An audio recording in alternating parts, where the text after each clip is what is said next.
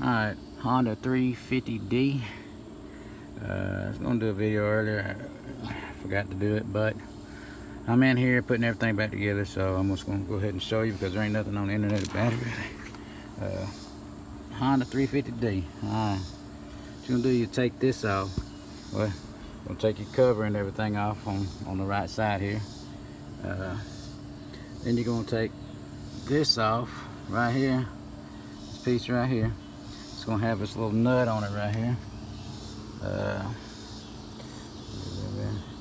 Little nut. It's got that little thing right there you got to bend up. Locks the bolt in place. This thing has reverse threads on it. So you turn it this way to loosen, this way to tighten. Alright.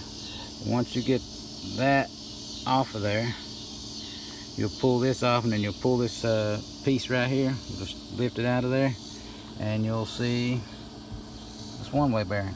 Okay, right here. That's the old one right there. I put a new one in. Lubed it up real good before I put it in there. But then you just put it right there underneath this. You'll see it. It'll be in there underneath this piece right here. Just slides out of this cover. Alright, pop that sucker in there, and you make sure you want to put it says outside there. Should have it on the other one, and the direction towards the front, going towards the front. As long as you got it on the outside looking out, you'll be alright. But yeah, put it out.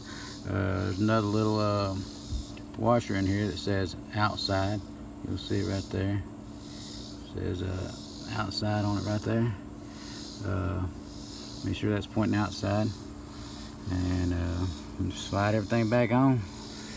Get your cover on and see what's looking in. Make sure you don't pull this out. If you do, you can line it back. It's got a little arrow back down in there where you line it to. Just line it to the arrow. This right here, you'll probably, when you're pulling the crankcase cover, keep your thumb on it and pull the cover to get it to come out, to make sure this thing don't slip out, because it can be a beast to get back in there. This right here will have a washer on there. Make sure that washer don't come out onto the cover. And then there's a little washer right here. You'll make sure it don't come, because it's going to stick right down there in that little cover there. So make sure you don't lose that.